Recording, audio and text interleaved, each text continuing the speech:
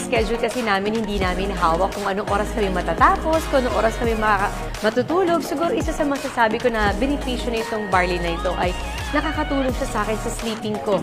Na minsan nahihirapan ako matulog, pero dahil morning and evening ako umiinom talaga ng barley, so nakita ko yung effect sa akin na nakakatulong talaga siya.